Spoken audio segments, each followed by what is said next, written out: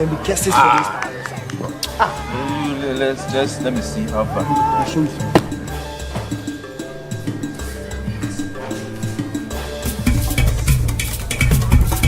You! Hey! What is it? Masha! What is it? Warn your son! Warn your son! Or else you will see what you don't want to see and hear what you don't want to hear. How many times have I not warned him not to play with my son? Or come to my house? Ejapia!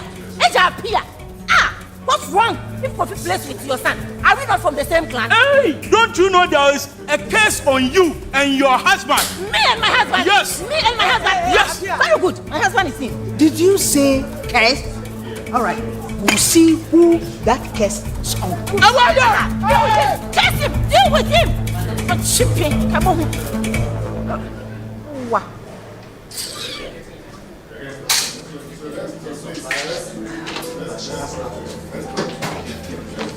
Jonathan, we can't find Amma.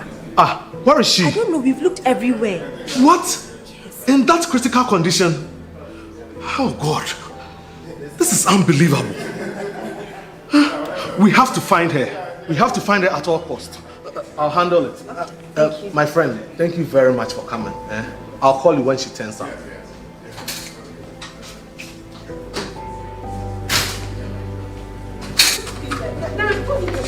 I'll shout. What more tests do you need? Well, you know the people who did all the antenatal tests. How can you tell us our child is dead? We will solve our own problem. Let's go. Excuse me, sir. Is there any problem?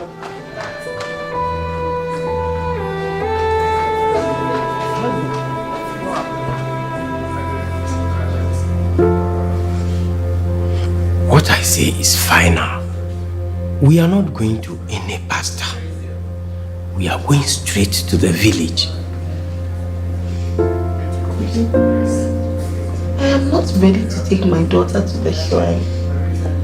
No one in my family is deaf.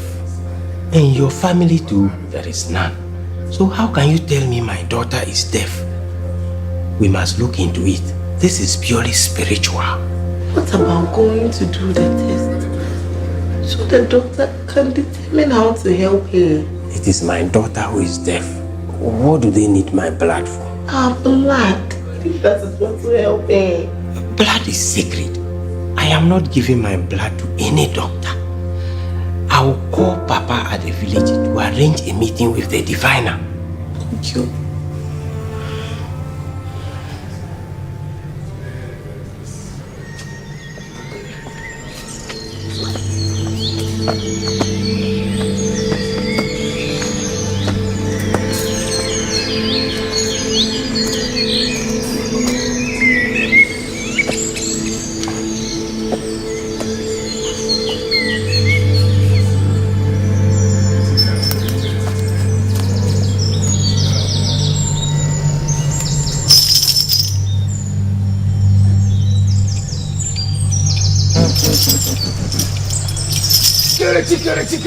Chikere. Sumanga.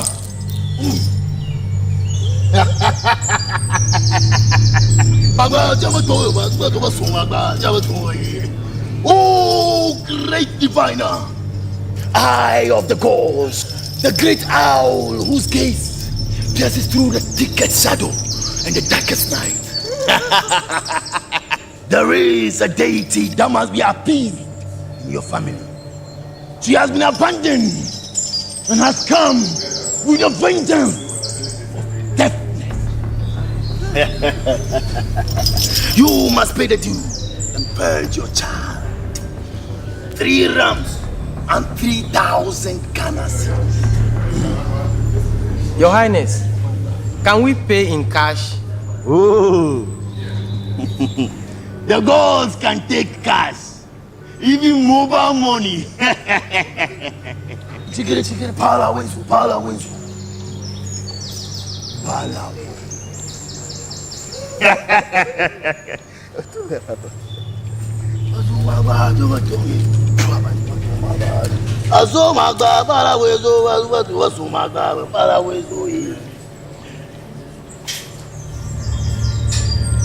Hey!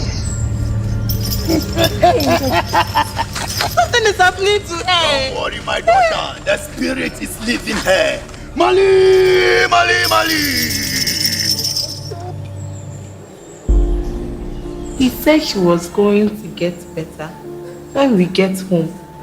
Now, her condition is worsening.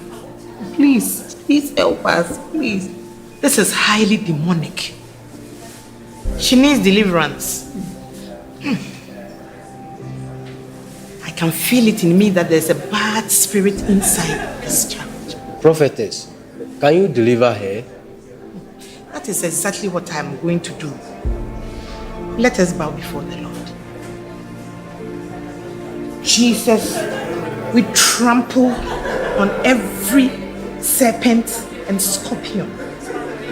According to the word, we rebuke every demonic power of high places, every altar that stands against the authorities of Jehovah. Be brought low. Jesus' mighty name. Jesus' name. Jesus' name. Oh, Father. Jesus.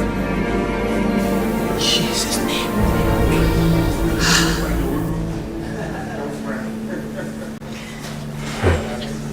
Koyo, she's not getting better. What should we do now? Let's go back and see the doctor. Okay. Let's go. Doctor, thank you very much for the explanation. We got it all wrong. We now have a better understanding of what genetics is and its implications on deafness. How can we find doctor? Many people out there are not privy to this information. Especially the people of our village. Doctor, there is a deaf community in our village. Is it possible for you and your team to come and explain this to the people? Oh, that's a very good idea. It's an opportunity to reach out to the community and educate them. We will. Why not? Thank you very much, Doctor. Then I'll quickly arrange for the meeting. Thank you. Thank you. Thank you. She's as normal as any other child. Just take good care of her. Okay? It's okay. Don't need to cry.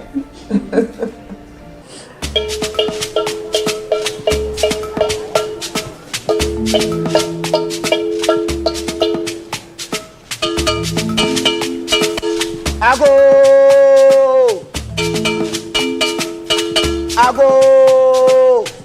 Nana and the council request tomorrow morning. Nana wants to meet everybody at the village square. The great Asparrow has spoken. Ago! People of Asempa, Nana and the council request your presence. Nana wants to meet everybody at the village square. The great Asparrow has spoken.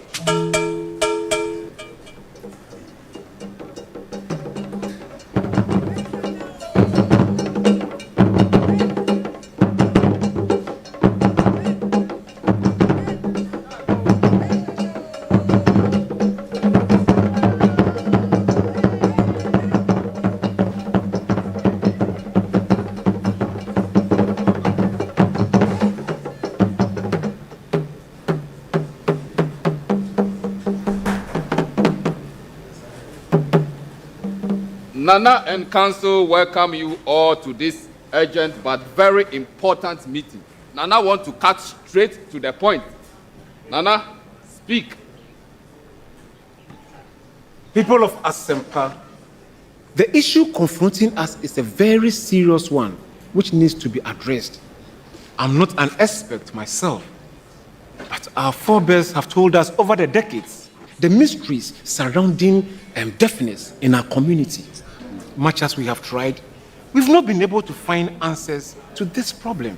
But today, our son Kojo and daughter Agnes are here with some medical officers from Legon to educate us on the subject of deafness and its possible causes. Dr. Wo and Dr. James, you are most welcome to this community.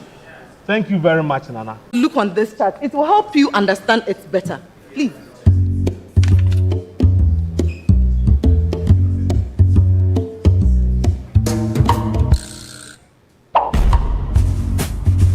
Our bodies are made up of billions of cells.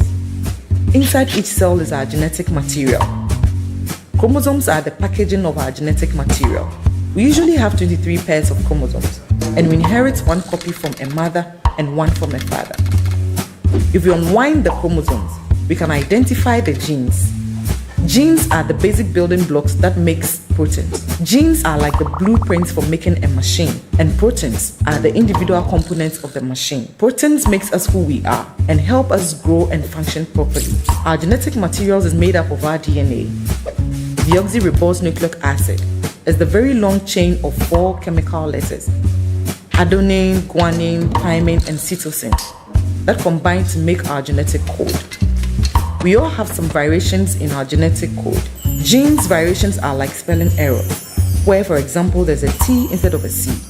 A variation in the gene that makes it faulty or not working properly is called mutation. Faulty genes are caused commonly simply through chance. They have to occur in one individual for the first time at some stage. They are not related to anything the parents could have caused or prevented in any way. They occur because the process that replicates and divides their genes so we can pass it on to the next generation is complex, and mistakes occur. For each gene, we have 2 copies. One copy comes from the mother and the other copy from the father. In an autosomal recessive condition, an individual needs both copies of genes to be faulty for a condition to develop. The parents of a child usually carry one faulty gene of the gene pair. They are healthy carriers. It is estimated that every individual is a healthy carrier of several faulty genes, but a recessive condition only occurs when both individuals in a couple happen to carry the same faulty genes. When healthy carriers have children, there are 3 possible outcomes. 1. The child inherits both faulty gene copies and has the condition. 2. The child inherits only one faulty gene copy and is a healthy carrier like his or her parent. 3. The child inherits both working copies of the gene. So each time healthy carriers have children, there is a 1 in 4, 25% chance that their children could inherit both faulty gene copies and develop the condition. When an individual with a recessive condition have children, their children will usually all be healthy carriers of the condition. Their children could develop the condition if their partner happens to be a carrier of the faulty gene, but this could be a rare occurrence. Brothers and sisters of a healthy carrier could also be healthy carriers themselves. So as you can see, all right. Good morning. I hope everybody enjoyed yesterday, and I hope everybody had a really good night's sleep. Before we get started, may I ask if those at the back could move forward a little bit? Please indulge me.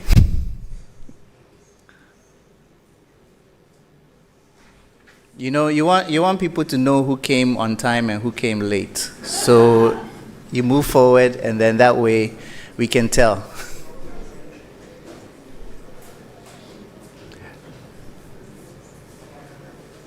Prof. Kwe, you are not included, so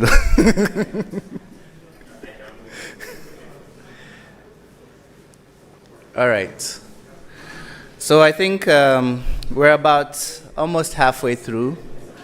I want to believe that yesterday was quite a good day. We had a fantastic keynote by Emma Wall. Yesterday was quite a good day. We had a fantastic keynote by Emma Wall, which basically and I think it was reiterated a little bit during the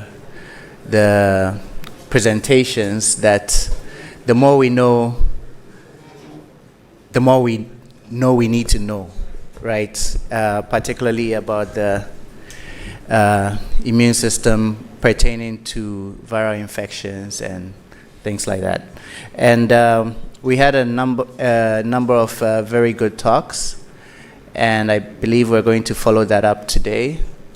There's no opening session today, so it's just serious business. And we'll have a fantastic keynote to continue the trend. And halfway through the day, we'll have also a panel discussion, which will be moderated by me. And that's really trying to trying to sort of put into granularity the whole point of what we do, why we do what we do, to get from basic science to public health impact. And that will come after lunch. Today also, we'll have the start of our poster sessions. Those who have posters, I hope if you haven't verified, check at the coffee break that your poster is up. And you will receive a link halfway through or sometime during the day. We're trying to really be very democratic about the scoring process. So everybody's going to get a link to score posters. And treat if you can, please do. There's a modification on the link. Those who got the link to score the orals yesterday, I realized that you were forced to score everything, and that's going to be modified. So those who didn't score for that reason yesterday, if you can retrospectively remember the scores, I would appreciate it very much. So I think we're about 5 minutes behind schedule, but I think as yesterday demonstrated, falling behind schedule is not that big of a deal because we'll catch up. And it's my distinct pleasure to introduce our keynote for today, Professor George Che. And I don't do very well with reading the prompts and things like that, so I'll go with just speaking naturally. I asked them to project his profile. He's an associate professor of virology. He's an associate professor of virology, but he also runs a group in the Washington University, where he's also an associate professor of, I believe, molecular medicine. And so the reason we asked him to give this keynote is he has built a very powerful team here at the University of Ghana. He's also the scientific director at the University of Ghana Medical Center, and where he's really trying to bridge the gap between clinician scientists and basic scientists. And he's built a team focused on HIV cure research and expanded that to a network across Ghana.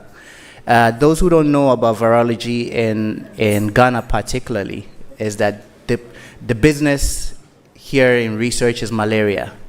And I remember when I first came and I was talking to Gordon, and he was like, well, the prevalence rate is 1.3% at the time, and yeah, people don't really think about it that much.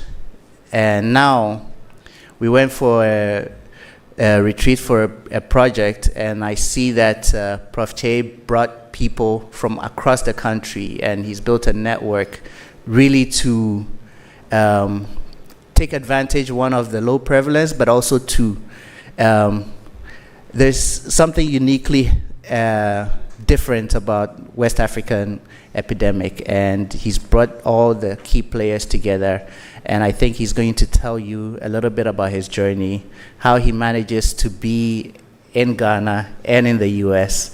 Maybe, I don't know if he's going to talk a little bit about the US, but we asked him to talk a little bit about the path and the future, and I think it'll be a fantastic talk. So I'm going to stop the rambling now, and I would like to call Professor George Boateng Che to give the keynote of the day.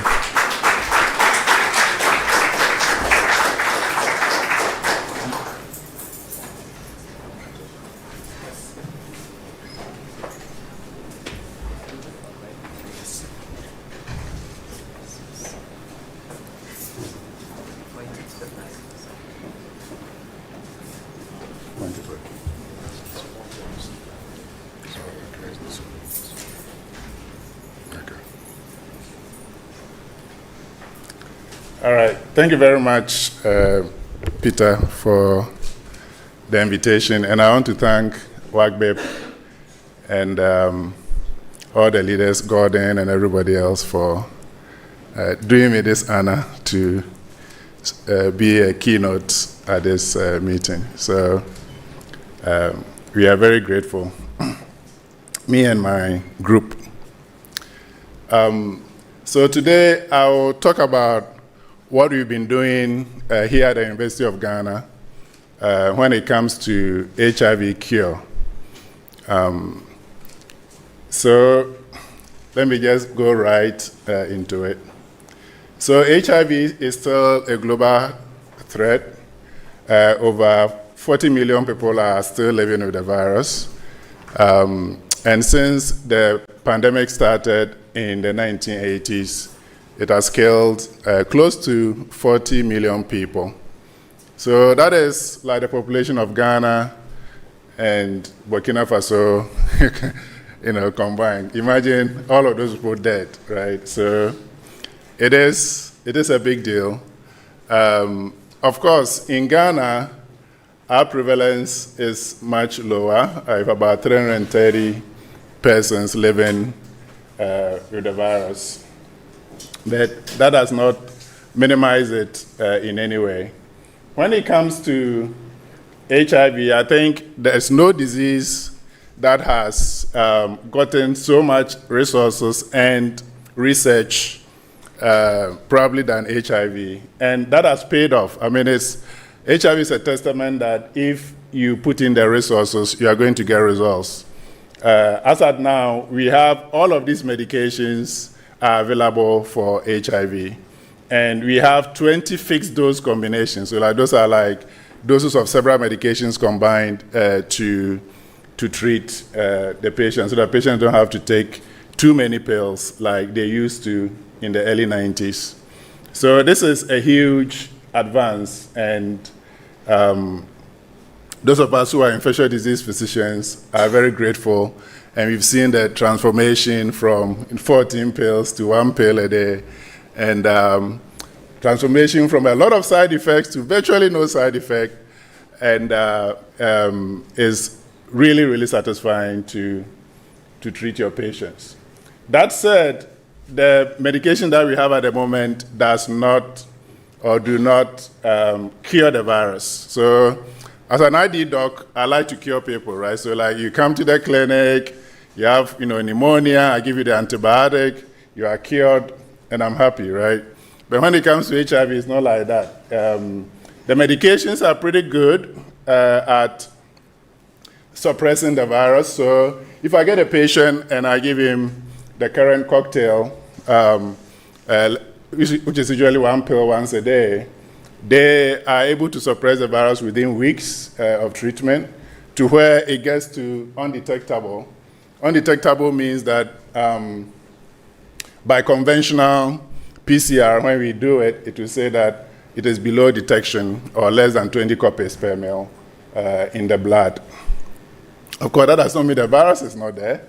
It is still hiding somewhere in the body, but this enables the immune system to be reconstituted, and the patient is able to live a relatively normal life. However, if we are to stop the medication for any reason, then the virus comes back. Usually within a few weeks, they can go back to where it was before. So that is the challenge with HIV, is that the virus does not go away. We are able to control it. In other words, that become like a chronic disease, not like the way you control your blood pressure or in any of those conditions. So why is that, or what is happening here? There are a number of problems with this virus that is preventing a cure.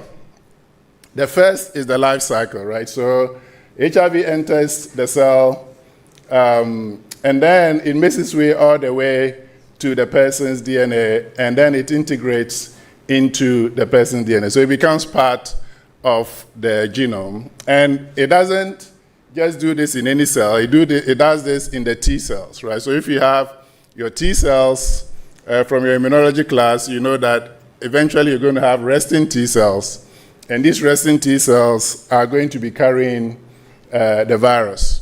And so the current ART is able to take out the virus when there's active replication of the virus. However, when the T cell is quote-unquote resting, then it is impossible for the ART to reach it.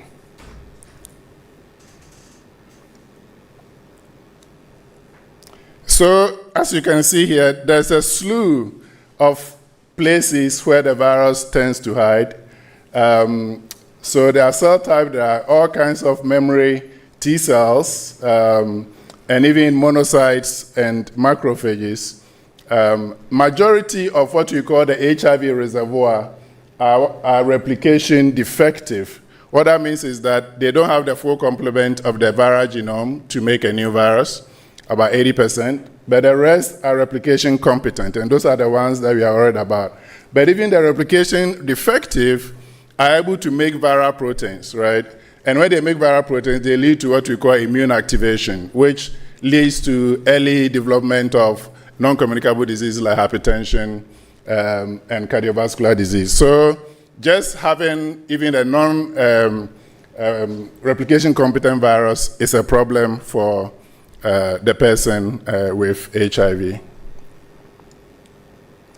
This study is old, but I love it so much because nothing has changed in 20 years when it comes to how the virus behaves. So if you take a number of patients that were followed for 200 weeks and looking at the viral DNA in PBMC, which can be considered as a viral reservoir, and you can see that if you take a particular person, there is virtually no change, right? So the viral reservoir, that is a virus that is within the resting T cells, remains virtually the same over a long period of time.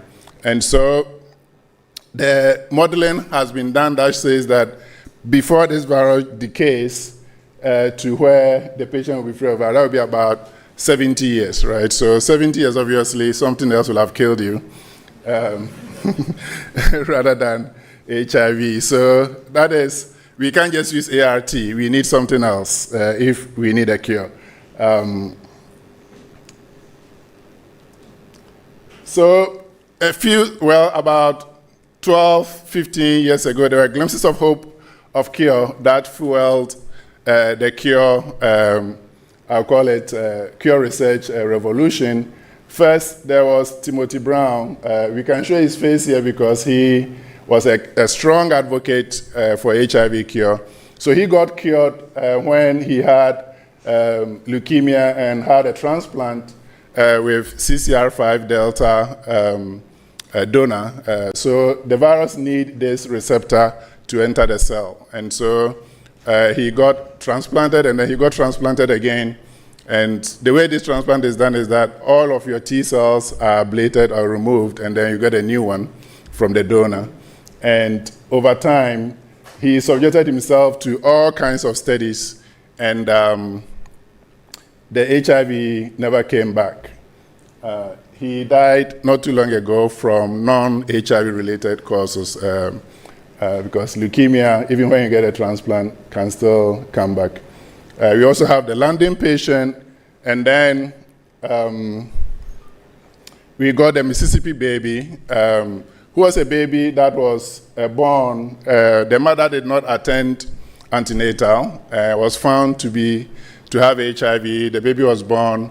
Baby was started on ART that was a bit non-conventional, higher doses than more medications than usually done for babies. And then the mother was lost to follow up for many months, and then reappeared. When she reappeared, she had not given any medications to the baby, but the baby virus was still undetectable. And the baby was followed for many months, but eventually the virus came back. Now, what that tells you is that, probably if you're able to catch somebody when they get HIV and you treat them, you might be able to suppress the virus to the extent that if you stop ART, it will not come back. So this has been an important area of cure research. And there have been cohorts of people who were identified early and treated, and some of them are still free of virus. But for majority of people, the virus does come back because the reservoir gets established very quickly, usually within 72 hours. So how will an HIV cure look like? So in this field, we talk about eradication cure.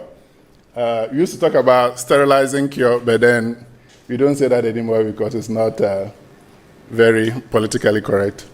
And then we have functional cure. Functional cure is where, like, you may have some of the virus, some of the reservoir still present, but then even if you stop the ART, you'll still be able to live without the virus becoming detectable.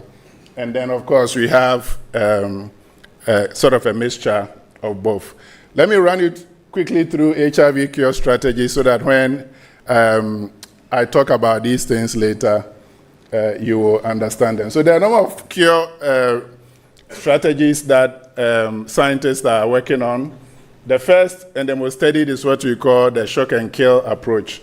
So the idea for this is that you have the virus that is in these resting CD4 T cells, right? So, and the person is on ART, and these cells are not multiplying, or the virus is not multiplying, therefore you cannot get rid of it.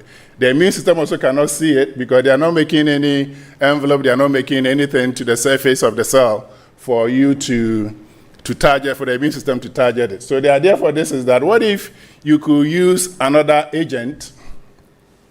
So another agent that we call latency reversing agent, you add it to the person with ART, and then the latency of the virus begins to be reversed. It begins to make viral proteins. And then the immune system can now get rid of this virus. Or even virus cytopathic effect can lead to cell death. HIV, usually when it is multiplying, is toxic to the cells, right? Especially T cells. Not to macrophages, but especially to T cells. So then either the cell will die, and then eventually you can stop the ART. The idea also is that even if the cell makes new virions, because of ART, these new virions will not be able to infect bystander cells, right? So that is the idea behind the shock and kill approach. And there have been several studies done on this. There have been clinical studies done on this. There have been phase 2 clinical trials.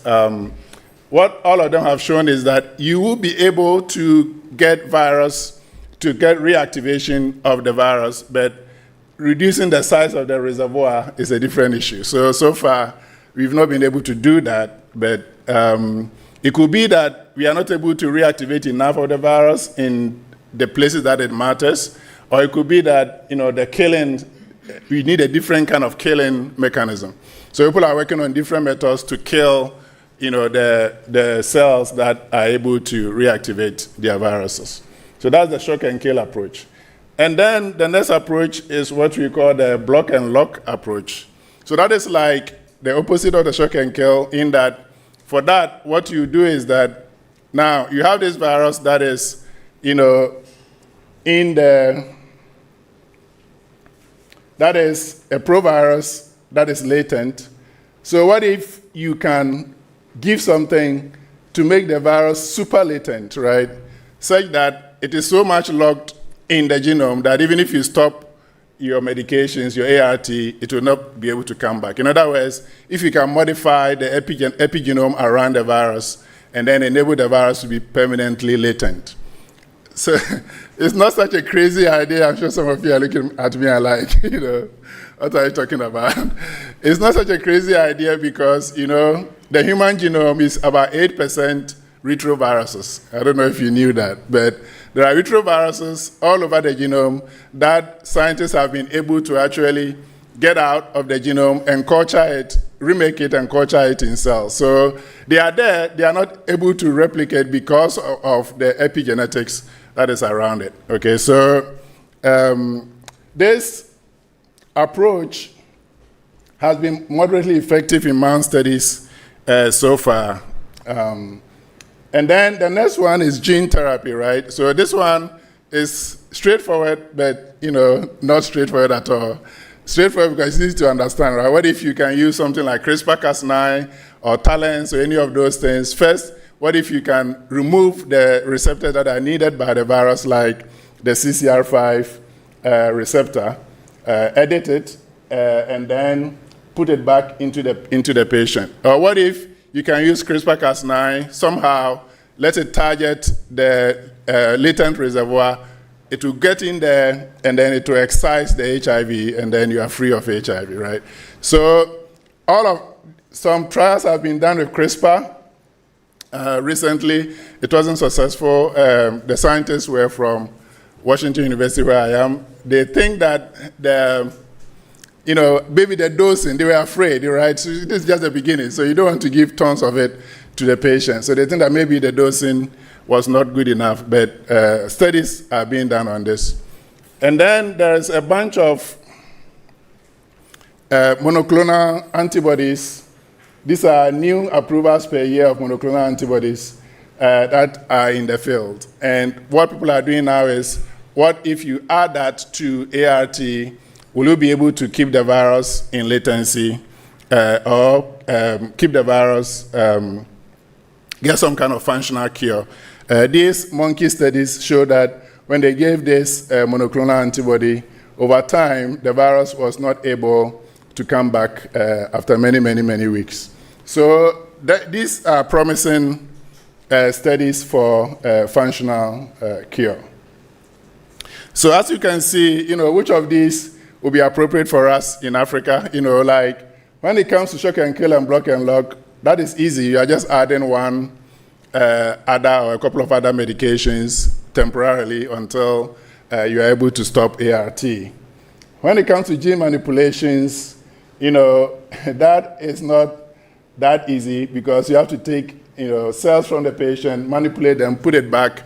So the logistics is quite a lot. And then stem cell transplant, that one, we won't even talk about it because usually this is a very, very severe procedure, and if you're a physician and you go and see patients who have had stem cell transplant, a lot of them die from just the procedure. So for people who are doing so well on ART, you probably wouldn't do this unless they have need for it for another reason. And of course, the immune-based therapies, we think, can also be easily translatable.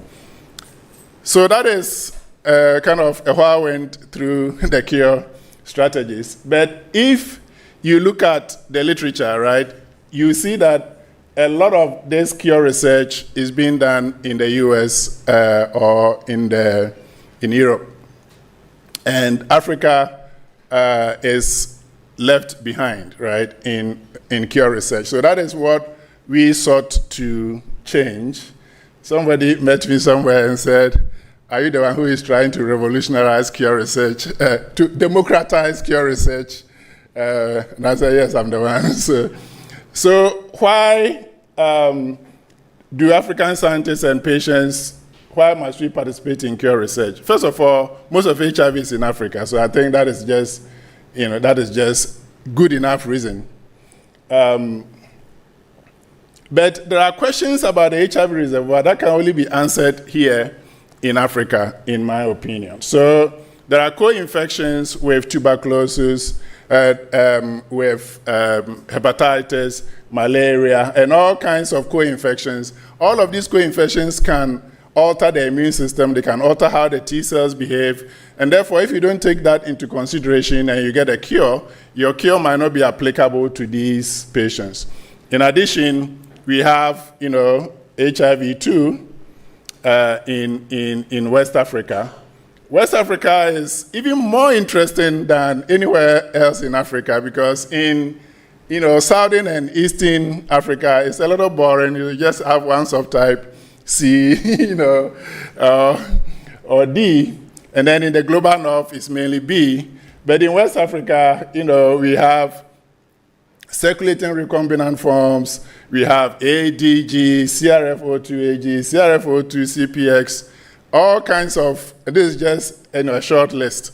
So we have a whole lot here in West Africa. So our epidemic is a lot more interesting. And so it needs to be studied, and it needs to be studied in cure research.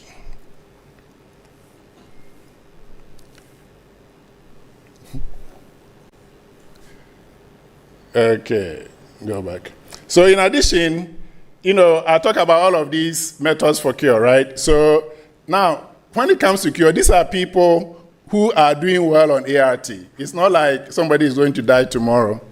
So if you are bringing them a cure, it should be something that is, in my opinion, relatively benign for them to be able to take the risk. So the question is, how will African patients accept or decline the type of risk that we want them to take when it comes to HIV cure? So that is an important question that needs to be answered. And some of these studies have been done elsewhere, and we have begun to do some of these studies. So this is a review that we were invited to write in Current Opinion about HIV cure acceptability. So, you can go to conferences and say things like, oh, very little of the cure research is being done in Africa, but where is the evidence, right? So you want to show that this is really true.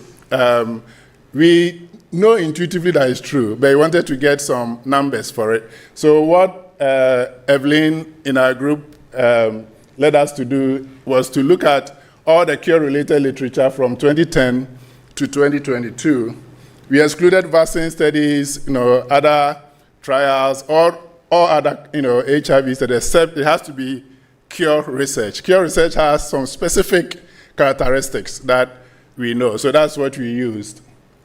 So we had, over the 12-year period, we had 1077 publications. As you can see, cure research has really ballooned over the period, right? So from 2010 to 2022, about 10-fold increase in cure-related research around the world. So that was interesting in itself. However, when it comes to where it is being performed, about most of it, okay, so most of it is in the US and Europe, and a little bit in Asia. And Africa, we didn't come last, though. I think we were more than South America. but they don't have as much HIV as we do. And the number here, the percentage was 2.9%, right? So that is extremely low. We were expecting it to be low, but we didn't expect it to be this low. I guess that's the thing. We were expecting it to be low, but maybe 8% or something, but 2.9%, that is too low. And when we broke down the few studies that were done in Africa, most were done in South Africa, which is not surprising. And then West Africa, we had just a few. When you look at the funding, the NIH was funding most of it around the world, including the ones that were being done in Africa. They are also funded mostly by the NIH. I think other big funders in Africa like Wellcome Trust and EDCTP have not yet gotten on the HIV cure side of things. So, this goes to what Professor Andara was saying yesterday about we African governments stepping up to fund our own research. Because if you have 70% of HIV and somebody else is funding it, that is not so good. When we look at the various types of studies, so basic science is like what you do in the lab with cell lines and things like that, models and things like that. Again, very few in Africa. When we look at ex vivo, where you take blood from patients and then you manipulate the blood in the lab, we were 4.7%. Animal studies was 0. And then a lot more in the epidemiology side, and then also human clinical trials. There may be, one can come up with all kinds of theories about this. Is it because of equipment? Is it because of know-how, because of personnel? But I think a lot of African countries now have the tools that it takes to do this type of research. And so I'm encouraging the young ones here to get into it. So what is our solution to this problem? Our solution was the HIV cure research infrastructure studies, popularly called HCRIS, which we started here at the University of Ghana at the Noguchi Memorial Institute for Medical Research.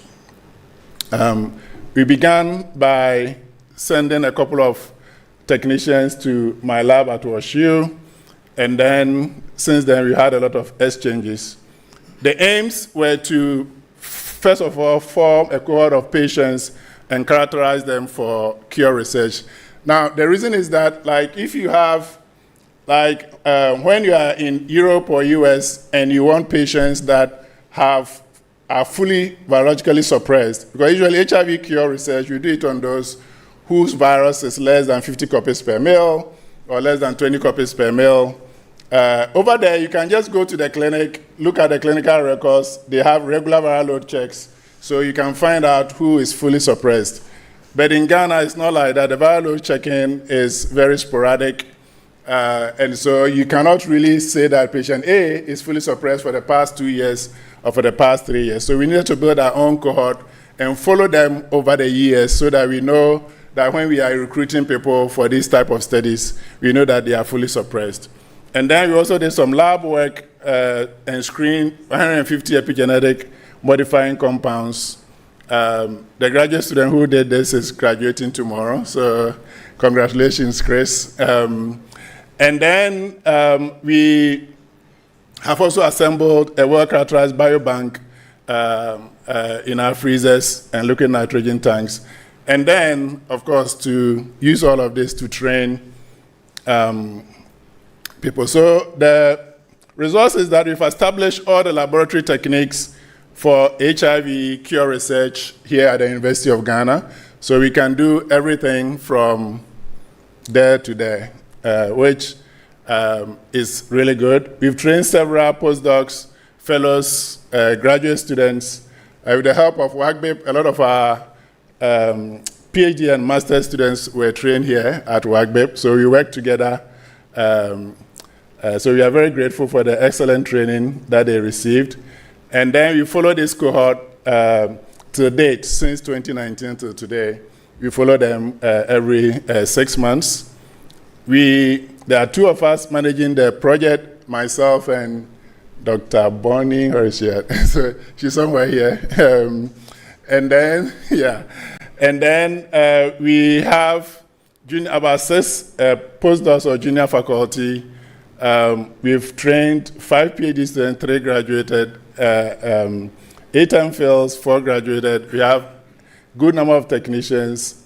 Group now is about 22 people. And in terms of grants and fellowships, I was just calculating it yesterday. We've received close to $5 million to do this. I'm proud to say all of our postdocs have received one fellowship or the other, or gotten an NIH R21, or gotten something to do their research. So I'm really proud of what they've been able to achieve. And our PhD students also get various kinds of grants for their work. Going a little bit into what we've done, so if you look at the viral suppression among the cohort, it's actually pretty good. If you use the WHO, less than 1,000 copies as suppression, about 90% of them are fully suppressed. But if you use the international one of less than 50, initially we had a fewer, around 70%, but as time went on, it got better.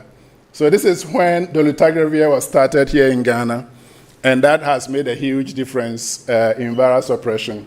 One of our graduate students who train here at WACCBIP look at viral reservoir size among those whose viral load was less than 1,000, between, let's say, 50 to 1,000, and those less than 50 copies. And the reservoir size is much bigger, about 3 times bigger, in those who are, whose viral load is between 51 to 999. That is the WHO accepted one. So I think the WHO should change the recommendation. I think they are doing that. Although the latest recommendation, they still hedged a little bit that it depends on the physician and all of that. But I think Ghana has decided to go with less than 50, so that is good. And we did present this data to the AIDS control program, so I'm happy they are changing it. And then we look at what Ghanaian patients think about HIV cure research, what risks they are willing to take. So these are all the things that usually you need to do with patients, and when it comes to HIV cure, you can see that when it comes to procedures, questionnaires and blood draws are easy for all the patients. But when it comes to clinical trials and other things, not everyone wants to participate. When it comes to the amount of blood they are willing to give, you can see that the very few people don't want to give anything, but less than a quarter pint. When it comes to like a quarter pint, you have very few patients. Now, the reason we did this was that when it comes to HIV cure research, we don't take like 10 mils or 5 mils, right? So typically for our patients, we take like 100 mils of blood. Yes, so that is a lot of blood, right? So not everybody is willing to give that. But usually when they see that, we ask them, have you had a family member donate blood before? In Ghana, usually when you go to the hospital and you need blood, a family member goes to donate, okay? That will be news to some people, but that is what we do here. And so they know that. They know that, when you go and donate, they know how much you go to donate. So we tell them that is a pint of blood, right? And, so we have a container that we show them. This is how much usually people donate. This is how much we're asking you to donate. When we say that, they say that 100 mils is not a lot. So a lot of patients are willing to help us. But when it comes to treatment interruption, so if you are going to have a cure for HIV, right, you need to be able to convince patients to undergo what you call analytical treatment interruption, which means that if you're giving something that you think is going to cure them, then you have to convince them to stop their ART and monitor them closely to see if the intervention is working. So this has been done in Europe, US, and other places. In Europe and the US, when you ask patients about this, about 70% said they are willing to undergo ATI. Easy, right? But here, about 70% said, actually 67% said no way, that they will never undergo ATI, right? And 17% said maybe. Okay, so that is a lot of people. What are the reasons for this? Is it because they don't understand? Is it because... So we did a more, you can see 2 studies there. We did a more qualitative study. And the reason is that the patients are telling us, look, I know people who stopped their ART and died, right? So, and so even if a doctor is going to follow me, I don't want to stop it. Okay, so in some way, this is really good, right? Because it means that the patients really trust the antiretroviral therapy because they know what it has done for them. But when it comes to cure research, we may have some trouble convincing them. So this is what some of them said. Said the boundary will be, if they ask me to stop taking my medication, I'll need serious counseling on that. Okay, so, and then what I was talking about is also over there. So in our lab, then here at Noguchi and at Washington University together, we've done quite a number of studies on the shock and kill that are published. We've screened a number of compounds. The latest one was what was done by Christopher, where he screened 150 compounds, epigenetic modifying compounds, where he identified 3 of them that can reactivate the virus from latency. So the idea here was to determine if we can get latency reversing agents that are more superior I think the most superior one he got is this MC1568, which is better than vorinostat, which is like the standard in the field. These are two positive controls which cannot be used in clinic because they are extremely toxic. So the next step will be to do something like animal studies with these.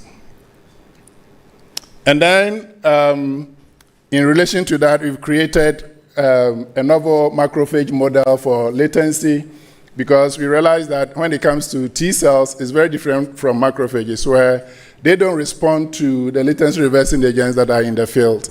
So we needed a model that will enable us to screen compounds for macrophages. So we engineered the HIV virus such that when we sort the cells on the flow cytometer and identify the red cells, those are latently infected cells that have not been reactivated. And then we can reactivate it with various compounds and then see how it goes. So we can do this. We have many clones of this cell line. Some of them are very easy to reactivate. Some of them, no matter what you do, you can't reactivate them. And this is very true in the HIV field where even when you reactivate viruses from patients, there are some cells that will never undergo reactivation. Some we need to reactivate another time for them to undergo reactivation. So this model is going to help us to make waves in the macrophage field. We've also done work on block and lock, where a few years ago we identified this protein SF3B1 as critical for HIV replication. We found out that it interacts with the viral protein TAT here in immunoprecipitations, and we determined that this basic region of TAT was required for the interaction. As you can see here, the full-length TAT interacts in these E. coli experiments, but the truncated one that we truncate over here at 48 does not interact.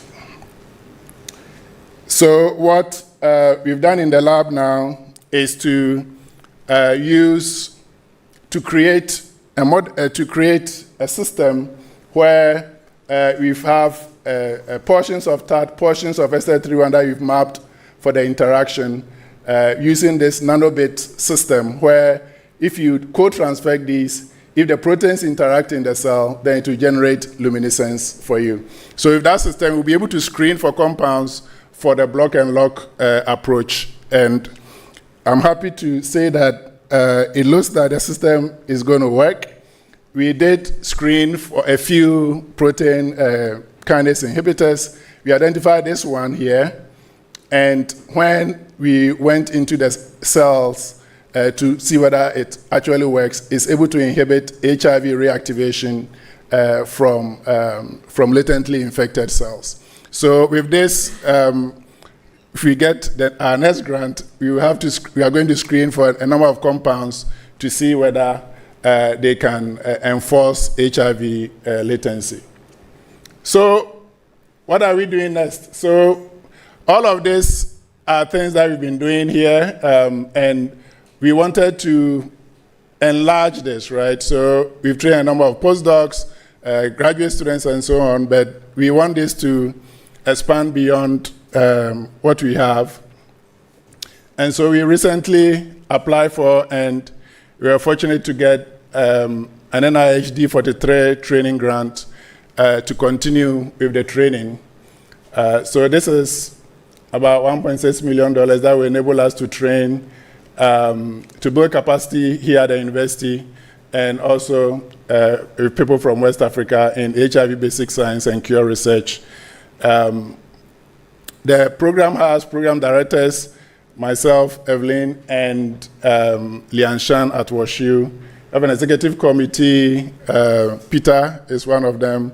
Prof. Kwe is another of the executive committee. And we have an advisory committee of the big people, Prof. Awandare and Prof. Yeboamenu and a few others are on the executive committee. So we are very grateful for all the support because we think this is going to help. It's going to help us to train 4 PhDs 7 MPhil and 7 postdoctoral fellows in HIV cure related research.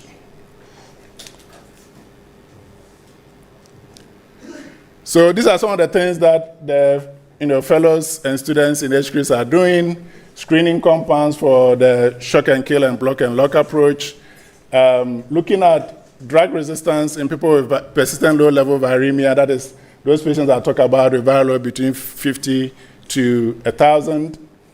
Impact of co-infections like TB, hepatitis, malaria, Hermann's, HPV on the viral reservoir, because these are very prevalent conditions here in Africa, and we think that they are going to affect how the reservoir behaves. And actually, we already have data on tuberculosis, where people with TB co-infection, when you try to reactivate the virus, you have a harder time trying to reactivate the virus. And we think it's because their T cells are more, quote-unquote, exhausted than regular HIV patients without TB. We also have a good data on hepatitis that have been presented at the HIV Cure Keystone Symposium that was held recently in South Africa. And we have others working on malaria and Hermann's and HPV and how they affect the reservoir. We are also creating a new latency model for HIV too, because we think that if anybody is going to work on HIV too, it should be us, right? So it's a West African thing. So we are working on it. And then looking at how the various subtypes that I mentioned also may affect the reservoir and may affect latency.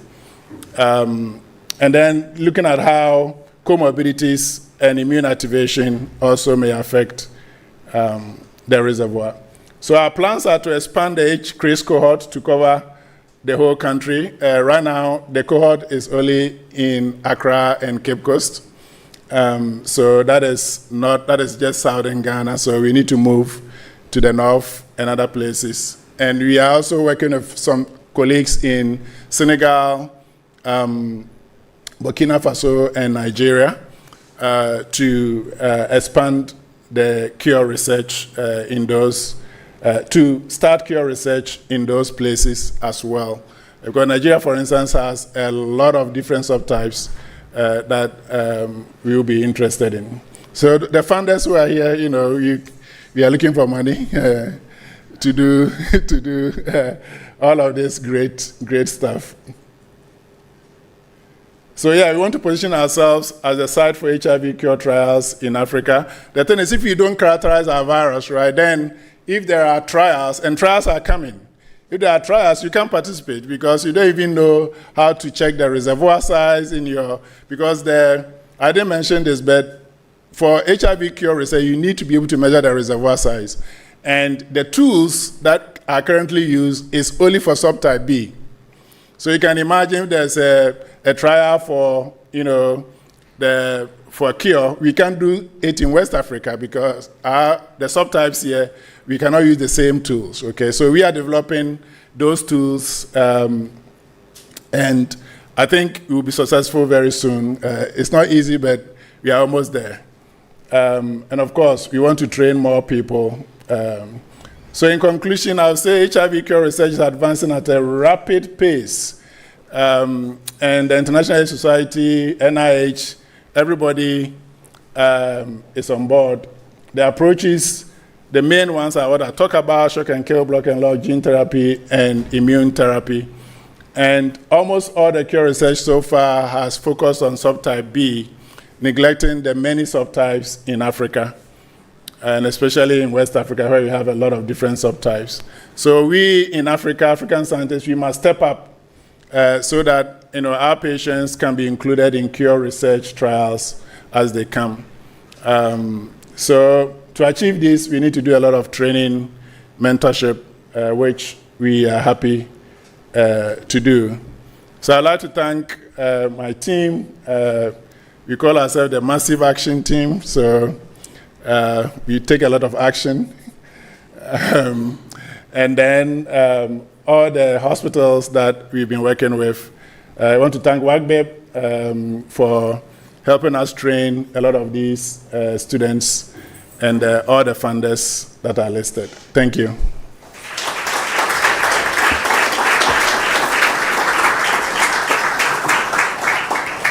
hope I didn't go beyond. Okay.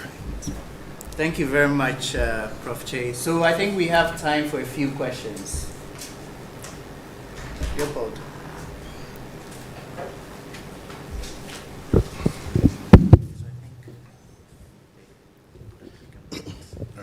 Thank you very much for a very exciting talk and a lot of kudos for all what you are doing. Two questions. First of all, you showed that in your trial, you're able to suppress the virus to up to 50%, 50 copies. And I don't know if you have data on the performance on the different subtypes, because I don't think you show it. So that's the first question. The second question is, I realize most of your grant coming from the NIH. How are you affected by the new trend? And, have you considered, diversify your funded source? Thank you very much. Thank you very much. So so for the less than 50 copies, it works for all subtypes. So the subtypes here in Ghana too, we have the O2AG, which is the majority subtype. We are still able to suppress it. So the ART, I think, works across the subtypes. There's some small, subtle differences for HIV too. When it comes to the funding, yes, we were afraid they were going to cut the D43, but luckily they didn't. So that is good. And we've had a bit of tribulation with some new grants that we are applying for. So in January, I sent in 2 R01s, which is like the big NIH grant, and then they were both withdrawn. I don't know. What that means is that they were not even reviewed, right? So, because they were coming from, but I think they said they wanted some paperwork for us to put in the paperwork to say why we need to do the work here in Ghana and not in the US. So now that we put in that paperwork, they accepted to review it in May. So hopefully we'll get the money. So we have money from Expertise France, and we are looking for more money from them as well. And then we have applied. It's not for lack of application, believe me. But it looks to me that other agencies have not yet prioritized HIV cure. So maybe that is why we are having difficulty getting money from them. But we are not the type that give up. So we'll keep applying until somebody gives us money. Quick question on herbal extracts. I want to know where you get your compound from. 1, 2, are you linked with the Ghana Association of Herbal Practitioners? They normally have large, collection of compounds which would help. I'm excited about your work because this is the time somebody is looking for internal solutions to internal problems. Thank you so much. So people don't like to hear this, but HIV probably originated somewhere from West Africa or West Central Africa, and there are monkeys, right, that have SIV that are completely well. They have large amount of virus, but they are not sick. So some of us believe that the cure may also be found here, and that is why we are interested in the herbal plant extracts as well. We work with Mampong Center for Plant Research. So they plant medicine. So we like to work with them because they are scientific and they know what they are giving us. So we've been screening a number of compounds from them. Of course, I couldn't share everything here, but some of them are showing a lot of promise. So we'll see how it goes. So thanks so much. For one of the first slides, you showed a viral decay, which I saw a log unit decline. What do you term as an appreciable decline? If I'm saying a log unit decline, or you need more? Take into account the viral reservoir, which is very persistent. Usually, so there are two things. There's the acute infection, right? and then for those who are fully suppressed. So for the acute infection, usually we get several logs reduction when you start your ART, and then that goes down to undetectable. For those who are on ART already, and when it comes to the reservoir, right? When it comes to the reservoir, a log unit in reservoir reduction is a lot.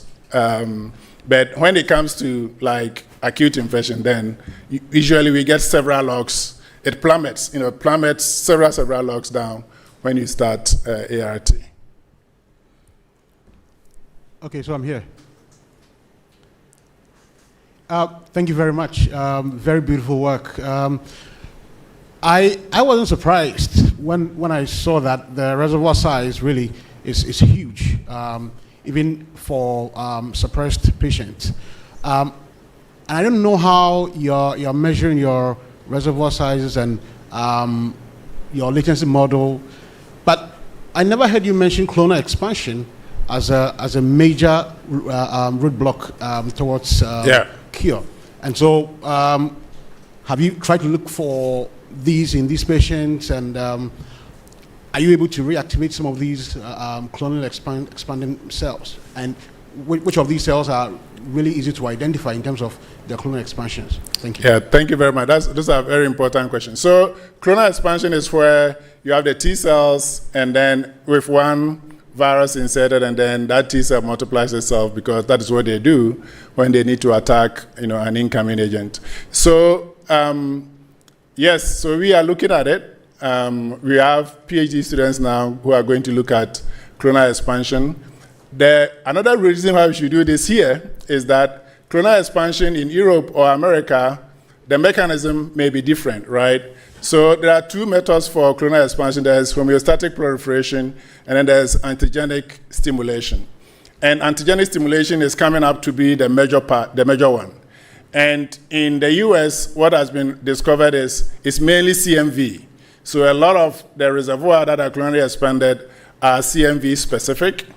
Here we don't know what it is. Is it TB? Because about over 30% of our patients have tuberculosis. Is it even BCG that was given? What is it? So we are interested in figuring out what is responsible for antigenic stimulation here in our environment. And for that, initially we couldn't do that because you need to sort the cells with a cell sorter. But we recently got a cell sorter at Noguchi, so we are very happy, and we'll be able to begin some of those studies. Yes. Yeah, it's great. Thank you, and congratulations on a wonderful program. Out of total ignorance, is there evidence at the moment to suggest that the latency reversing agents are affected by the subtype, whether there is enough evidence to know that that's true or not true at this stage?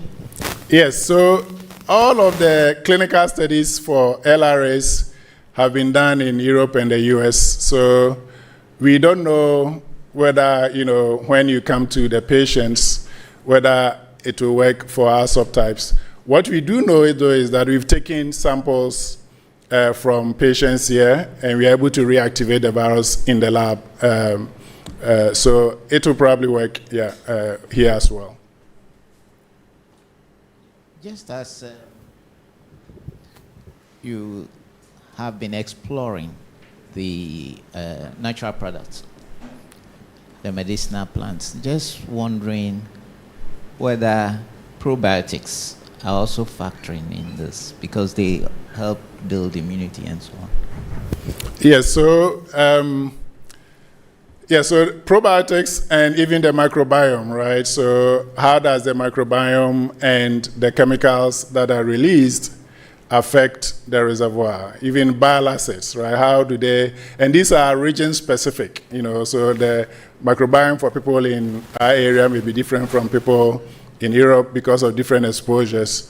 So that is an area that we are interested in. We haven't put any student on it yet, but it's one of the areas that we are interested in exploring, to look at the metabolomics and things like that, to look at how that may affect the reservoir. Although we are doing some studies looking at how metabolites that are produced by macrophages may affect the reservoir, but we need to do a lot more on that. So I have a question more along, we know that you can't reactivate everything. So this is more of a, what do you think about, I think there's been some proposals, you do shock and kill to clear all those susceptible cells, and then you follow that up with lock and block. What do you think about that in terms of practicality and whether it's something that we could ever get to? I mean, it can be done. For me, I believe that, even for the things that we think cannot be done, if you have a patient who is willing for us to try, I think we should try. At least we will know whether this thing can work or not, right?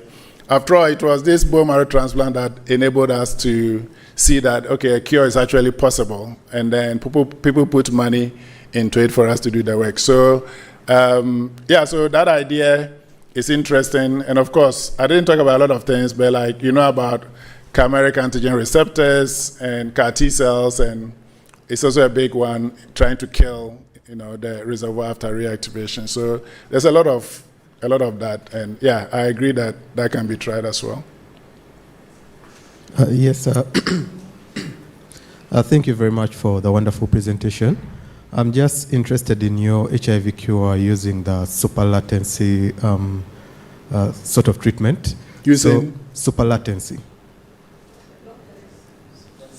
Okay, yeah. Mm-hmm. Yeah, so I just needed a sneak peek of how you would think you would do this. Are you trying to tighten the accessibility of the chromatin? And then do you think it's also what really played a role in that immune baby that was first treated and they had some sort of latency for a long period of time? Yeah, let me start from the bottom. So for the person who was cured, I think they were not even finding the virus. So, so that was, it looks like he had like a complete cure. If you are going to do a block and lock, it's going to be a functional cure in that you're still going to have the virus in there, only that it's not coming up, right? But you need to define what is around the virus, right? Is there something unique in the epigenetics around the virus that you can modify? So that is what people are actually working on now, trying to figure out, doing epigenetic, sequencing to see what is around the virus that can be modified, because you don't want to modify everything of that sort if it is all over the genome, right? Because that is not going to be good for the patient in terms of side effects. So what is unique about the epigenetics around the HIV provirus? I think that is where the research is going now.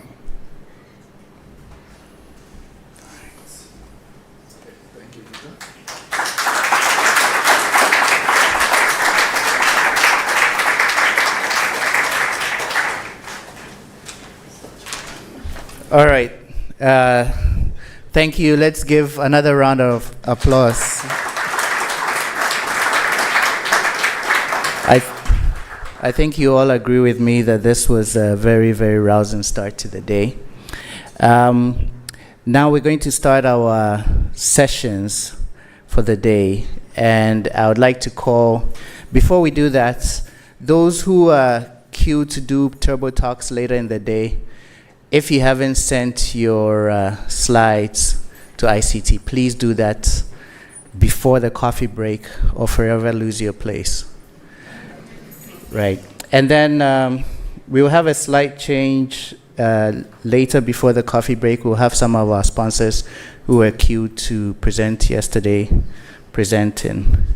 And then presenters, to avoid mishaps with the pointer, just point it towards the back. That's where the sensor is. So I'll call up the chairs for the first session of the day. Dr. Anastasia Akins and Dr. Winfred Seth Benwinyo to take us through.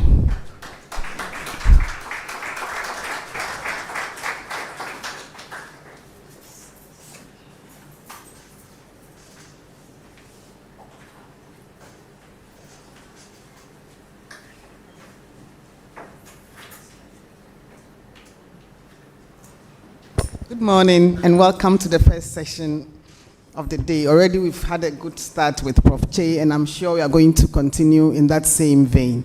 So the first talk is a plenary session that's going to be delivered by Dr. Lily Pemka, who is a faculty member here at WACCBIP and at the Department of Biochemistry, Cell and Molecular Biology.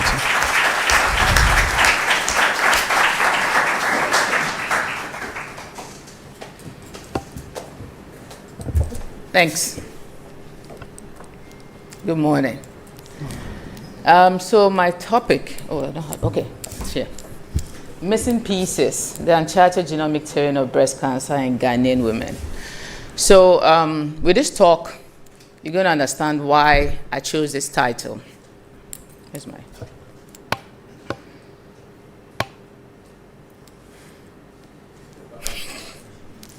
All right. So cancer is what you call a complex genetic trait. It's multifactorial. It involves both genetic and environmental factors. So typically what happens is during your life cycle, clearly you start off as one cell, the zygote, which undergoes so many divisions. You end up with a human being that's made up of billions of cells, right? And this process is tightly regulated, and they are controlled by genes, right? Now, when you have a healthy cell, the DNA is always replicated before it divides. However, when there are mutations in genes that regulate the cell cycle, this is compromised. So it gets to a point, there's overproliferation of cells. These cells do not respond to the normal cues, and then they grow bigger, grow beyond where they are found. Oh, sorry. Where's the light? Yes, it's working. And then it spreads beyond where it started. Now, when you have cancer in the breast, that's what I call breast cancer, right? And typically, when a cancer starts, it begins to spread beyond, and then these are the different stages. And so by the stage 4, it's going way beyond the breast into distant tissues, and ultimately, that's what kills you.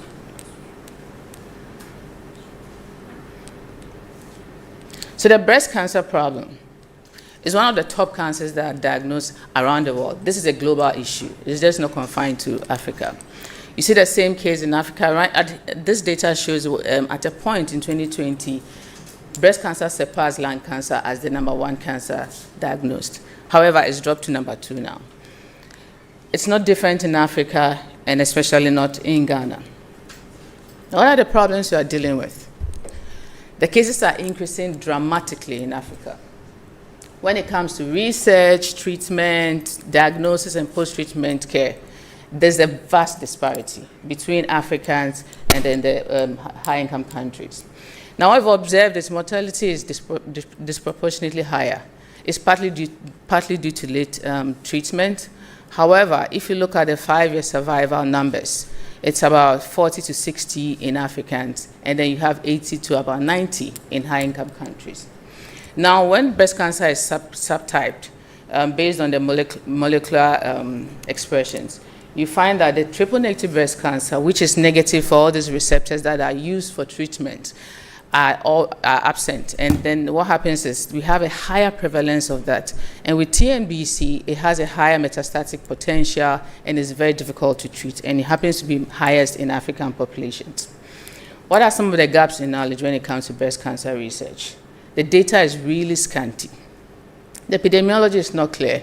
Recently, I was just looking at the numbers of hormone receptor positive cases in our setting, and it was just a wide range from 20 to 80. It really wasn't clear. Even with TNBC, where we know is highly prevalent, the literature is just scattered, and it's not clear what the epidemiology is. When it comes to genomic studies, it's practically non-existent. Now, there have been some studies. However, they focus on certain genes, the most popular ones. I'm sure all of you have heard about BRCA1 and BRCA2. And so because of that, some of these are known variants that have not been studied in our population, and the environmental factors are not clear. When you look at genomic studies in general, worldwide, most genomic studies have been done in Caucasians, about 78%. Only about 2.4% have been done in Black populations. So we are significantly underrepresented.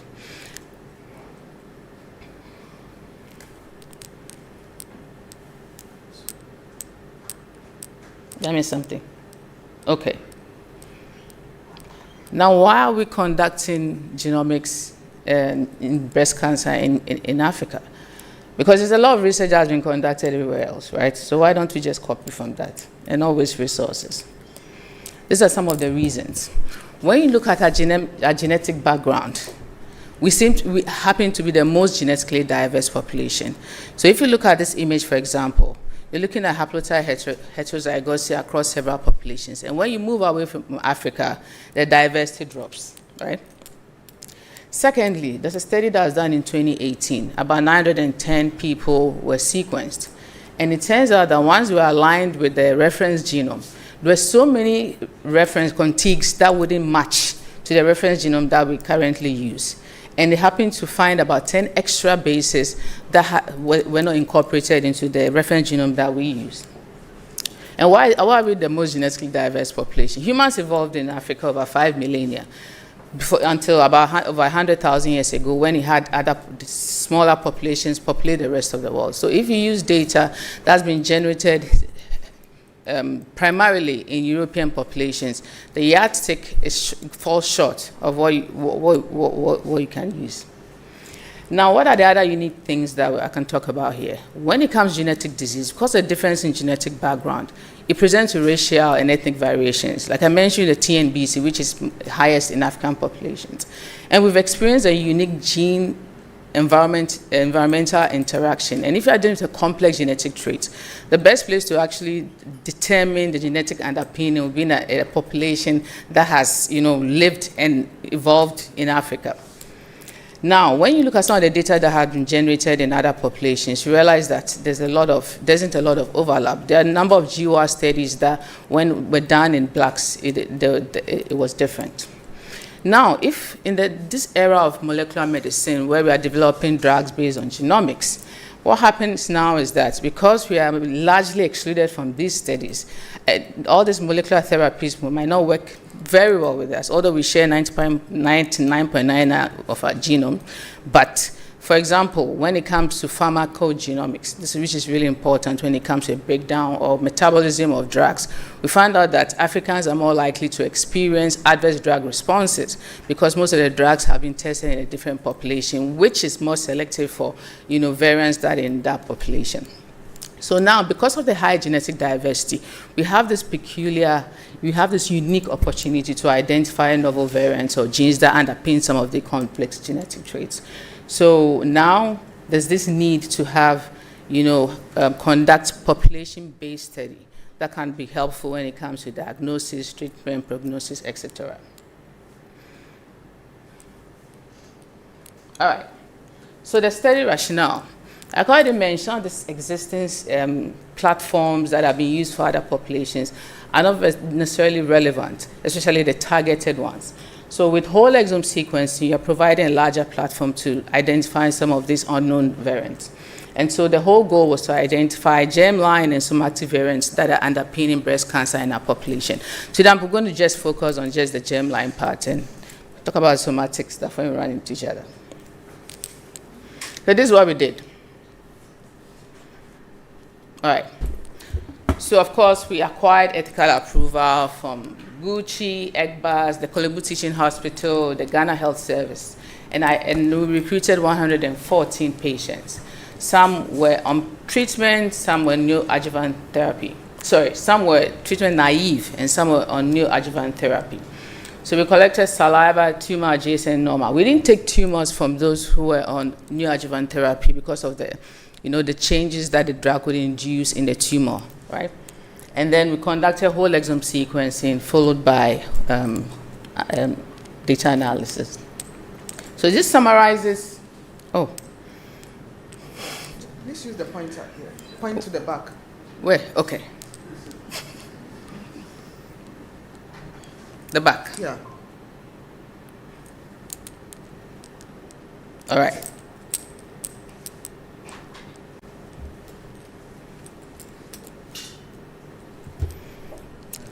What's happening?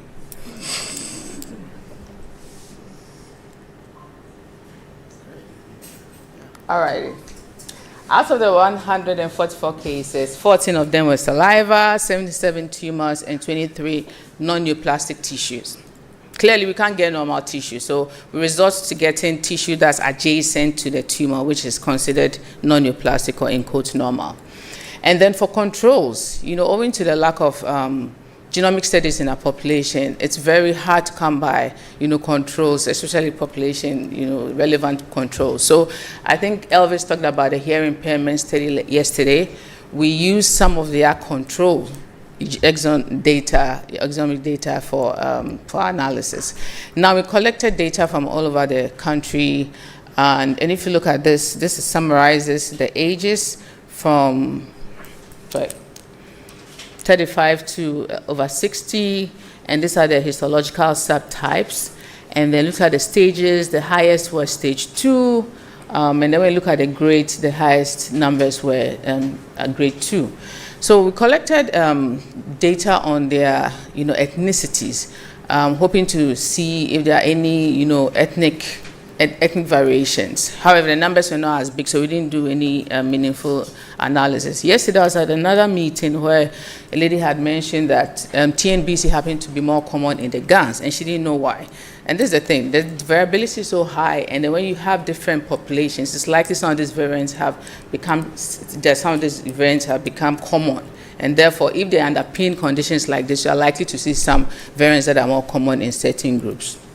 So now, we found, following the analysis, we found 20 pathogenic germline variants in the cases, and we saw 5 in the controls. And then we had GJB2 overlapping, but the 19 were unique to the breast cancer cases, and they had 4 that were unique to the controls.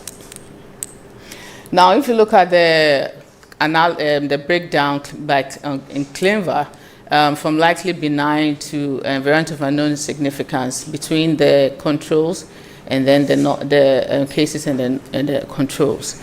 And then we looked at the variant consequences in the controls versus the cases, from frame shift deletions, frame shift insertions, unknown, non-synonymous, and then stop gain variants. So out of the 20, we found 7 novel variants that were associated with breast cancer in the cohort. From a new BRCA mutation, in this situation, it was a 5-base frame shift deletion. We saw new exonic variants in PALP2, FUS, HBB, and so on and so forth. So we had about 7 novel variants that we found even in this small population. Now, so the key findings. So using whole exome sequencing, we found novel population-specific variants beyond the known BRCA variants that are typically seen. And out of the 20 pathogenic one, I mentioned the BRCA2 frame shift, it hasn't been seen before. Now we have new 9 candidate genes. They've been associated with certain cancers, but not necessarily breast cancer. And then the 7 variants I mentioned. And looking at the functions of the genes, some are linked to drug resistance, tumor progression, immune modulation. And this basically underscores the need for functional validation, because in a Ghanaian-specific model, because these are, of course, when you find these novel variants, you need to conduct some of these functional studies to figure out if it's actually associated with the condition. And so it highlights the value of broad genomic approaches instead of focusing on this targeted sequencing, and then including Africans in cancer research.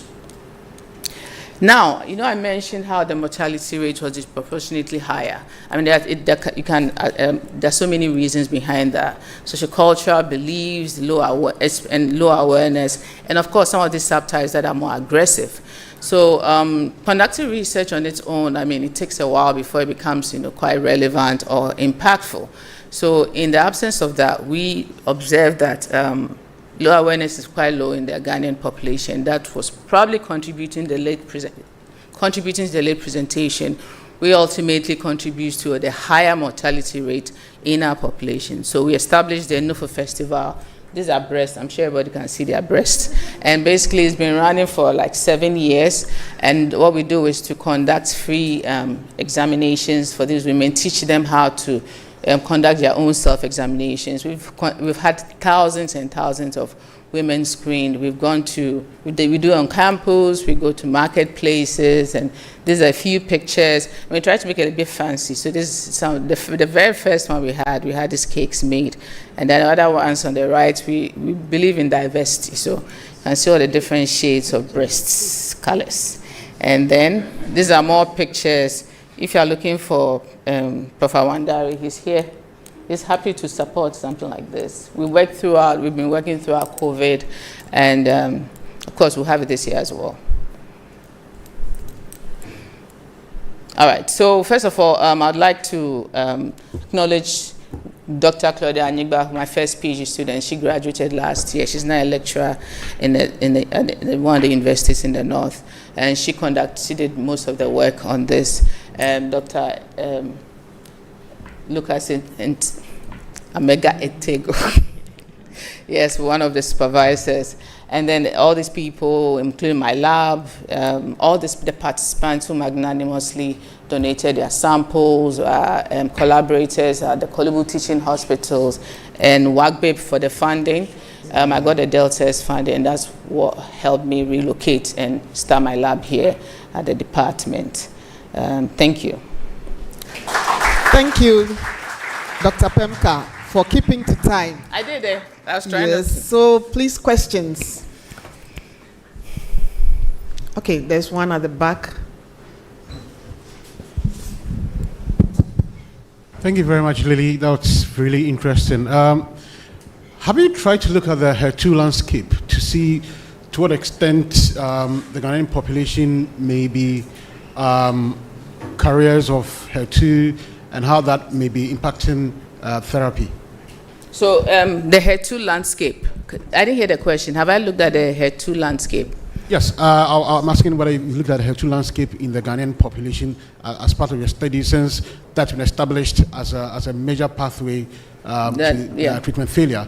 And whether, that has contributed to clinical failures in many of the women that we have, because you mentioned that disproportionately high mortality compared to other parts of the world. Yeah. Okay, so yeah, good question. We've not really followed people with HER2, but even if you look at our samples, right, we do the sub-classification, the molecular subtypes. There's a number of them who are HER2 positive. If you look at the somatic variants we've identified, I didn't show that here. We've seen some variants, but we've not really followed, patients on HER2 to figure out how it impacts their treatment. We've not really done that yet. Does that answer your question? Yeah, we've not done that. We've looked at the actual HER2 mutations. No, we had to look at that. We've seen a couple of them in the samples, but we've not really looked at anything novel. Yeah, but it's a good question, especially if they're using antibodies at this point, and if those antibodies are going to be compatible, with the variant in our population. Yeah. So. Yes, so the 7 novel genes that you came up with, very interesting. Are they related to Ghanaian population, or, are they new to Ghanaian, or is new to the world? That's one. So some of them are novel. Okay, all right. If you characterize them, how are they related to pathogenicity and so on? Where do they stand? How novel are they? Yes. A few of them haven't been seen before. So at this point, we're relying on scores like CAD, SIFT, polyphen, to estimate the deleteriousness of those. So for those ones, until we do functional work, we really don't know the actual impact. The couple of them that have been seen before, there's one that is associated with ALS, but it's been found to be expressed in breast tissue as well, but hasn't been really explored. So until we actually go in and do a functional characterization, at this point it's an association. And we are largely relying on, like I said, in silico tools like SIFT and polyphen and CAD scores. So until we do that, we wouldn't really know. But at this point, they are really good candidates, Yeah. Okay, so Lily. Yes, so I think you've done a comprehensive brain study on your work, on your research, but my interest is on the breast cancer. In terms of your awareness creation, have you physically encountered someone who has breast cancer in terms of how it looks like, and after treatment, how it also looks like? So, and also in terms of the churches around here, we have churches, Anglican Church, we have LIC, we have Catholic Church. Have you been there to, in terms of expanding your marketing, knowledge about breast cancer to the churches and also to the ministries, yes, in the offices? I think you should. You are a scientist, yes, you are a scientist. You should, probably have your market there too. Okay. Yes. All right. So let me answer those questions. So I've seen people I've seen scars and all that. I've seen before and after pictures, but yes, I've seen that. The one good thing about the awareness program is a lot different from what you see. A lot of people make noise around October, but we have a really richer, how do I say, expertise. We have the scientists, we have the nurses, we have survivors so even one of the pictures, you see a group of survivors, or sometimes they even show you their scars. We have psychology, we have genetic counselors. So the whole spectrum of people who can help, come together and then raise awareness. Now, going to churches, yes, we do go to churches. I haven't been to this church, but we've been to other churches. And every year, we do conduct some of these outreaches at churches and provide screening for them. Sometimes they even approach us. Because in October, there's a lot going on. And we can't, of course, we can't cover it. There are so many people doing things, and they do approach us, and we do go there to render our services. So, yeah. Okay, so the last question. Okay, Dr. Sapon. Sorry. Dr. Pemka, with regards to functional studies, which I don't know, is there a timeline to do those functional studies? And back to Dr. Harrison's questions. For my lab, and when I was doing my PhD, there was a mutation that we found, which was a valine to leucine. And you think about it, it's a hydrophobic change, meaning that it's something that you might probably skip because it's valine to leucine. It's not like valine to aspartic acid, right?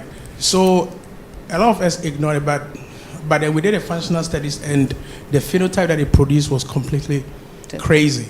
When you take HER2, it's about 20 to 25% amplified in a lot of these breast cancer situations. So I don't know if you have a timeline for these functional studies so that you can really nail down on what these mutations and the impact that they're having on. Okay, the timeline will depend on the money you have. Okay. So, thank you. Please answer the question.